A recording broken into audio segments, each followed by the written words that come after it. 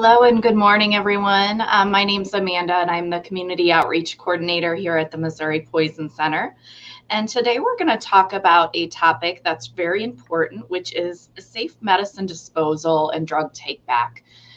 These are really important topics, and coming up soon is one of the biannual Takeback days. And we'll talk about that as well as some other resources for you to dispose of medicine safely in and out of your home.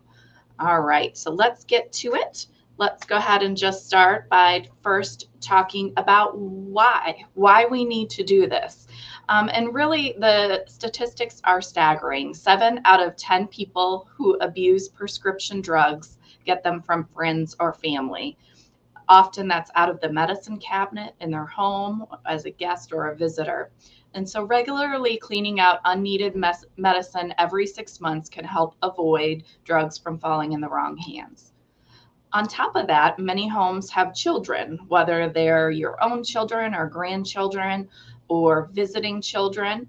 And in Missouri, medicine takes up the top 3 poisonous substances in children from 0 to 5 years old.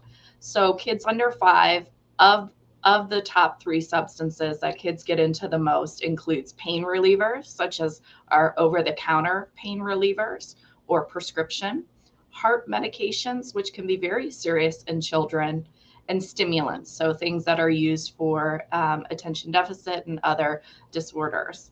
And so keeping medicine long after they are needed also creates this unnecessary health risk to both children in the home and even pets, if you have pets that can access things. And we certainly know that they are curious, just as toddlers are.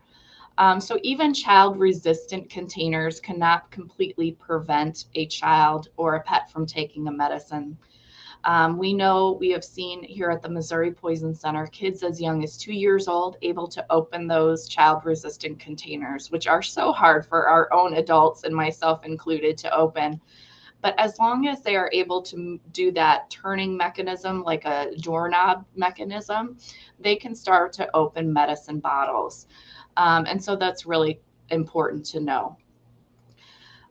Aside from some of the personal health risks, there are health risks, environmental health risks. Flushing leftover medicine can send the medication into the water streams and other waterways. And many times wastewater treatment plants cannot remove medicine down to the particles and pieces of the medicine. And chemicals in medication can end up in our drinking water and be harmful to aquatic life. All right, so let's talk about what we need to do, sort of a checklist in terms of some of the things that might be important when you do that twice yearly clean out. So first, it's important to clean out our medicine cabinets regularly. A good rule of thumb is to clean it out every 6 months. So sometime maybe in the spring and the fall, and that time probably is right about now. And it's important to also check the expiration dates as you're cleaning out the medicine. Medicines and many products have expiration dates that are in our cabinet. And so these are not just good to know, but they are really what we should follow in terms of when the medicine is safe to take. Some medications lose their effectiveness when they expire, meaning they don't work as well. And some medicines actually change with heat or temperature, moisture, and can be a concern for your health. So it's important not to keep leftover and expired medicines just in case. And then also while you're there in your cabinets and drawers, look at other things such as makeup, sunscreen, and other products because they expire as well. Also, from time to time, we see recalls in the media. So the FDA often will tell us about a recall that's out there. And they have a great website that you can look up something. So if you hear about a product recall with a pain reliever or other medication, you can go to the FDA website to find more information. All right. Coming up this Saturday, October 24th, is the DEA National Drug Takeback Day. And this is a time set aside twice a year, usually in April and October, that they sponsor a National Drug Takeback Day. Most of the sites have a time between 10 a.m. and 2 p.m. And there are ways that you can find your closest site. I'm going to drop a link in the comments section about where you can go to find your nearest collection site. So you can click on that website and then maybe put in your zip code or city, and you'll be able to see where there is a drug take back day site this Saturday.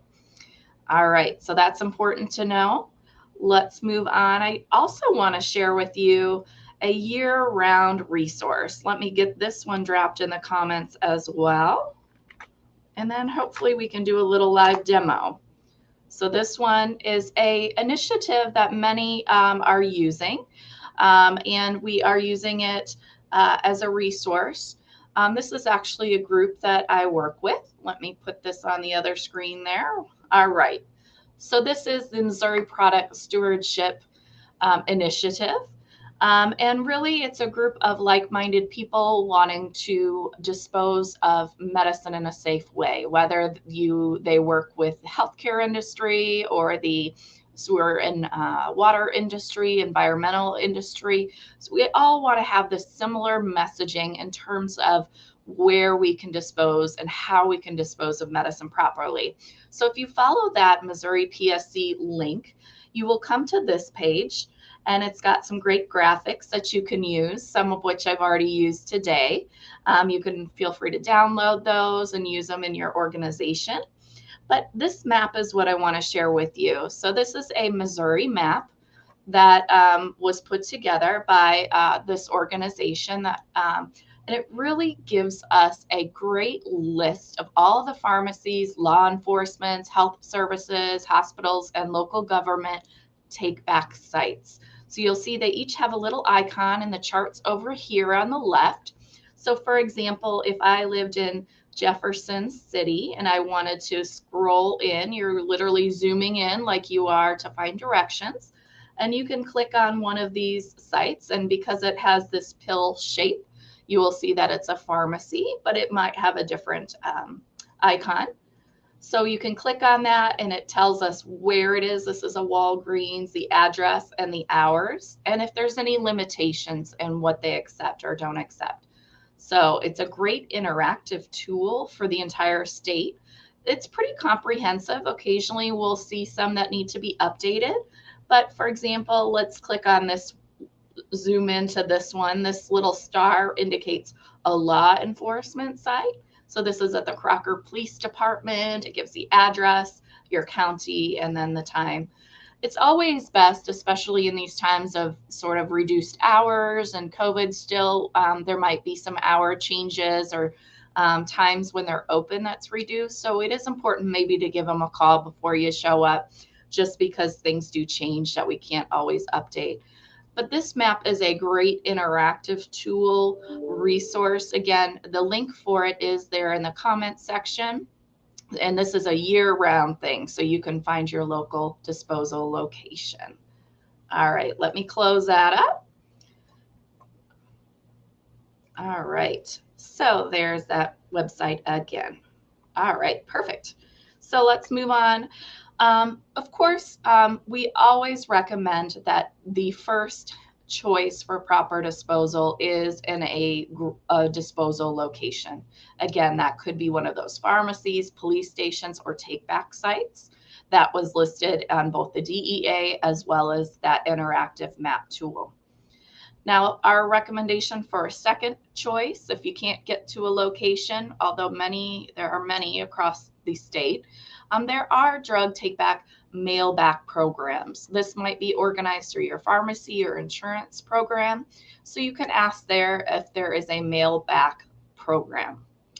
Now, if there is a last resort, obviously we would want to dispose of them in a safe manner outside of the home and outside of the trash or flushing. But if you absolutely are not able to do it in any other community method, you can mix the loose pills and something undesirable such as dirt or coffee grounds and put that in a sealable bag, a zipper top bag, and kind of let that dissolve, especially if it's with coffee grounds that are a little warm. They can kind of dissolve those pills. and then you can throw that container in the trash. Again, that is the last resort method, better than flushing, however, not as good as getting them disposed of at a collection site, and really should be limited to emergencies only or for, real restrictive purposes. All right. By all means, if you have any questions about safe medicine disposal, if you want these links, feel free to refer back to the comments section. Also, the Poison Helpline or the Missouri Poison Center can answer your questions or concerns about safe medicine disposal. Our hotline is staffed by registered nurses and pharmacists who are there 24 hours a day, 7 days a week. And I really encourage you to save the Poison Helpline in your phone today as a contact. It's 1-800-222-1222. If you save us as a contact when you have those questions or you need some more information about safe disposal, you can go right to it and reach us anytime, day or night. We're available at free service for you in Missouri. All right. I hope that you either take advantage of this Saturday's Drug Takeback Day, or you take this weekend to clean out your medicine cabinet and bring it to one of the other disposal sites. Feel free to reach us if you have any other questions. Have a great day.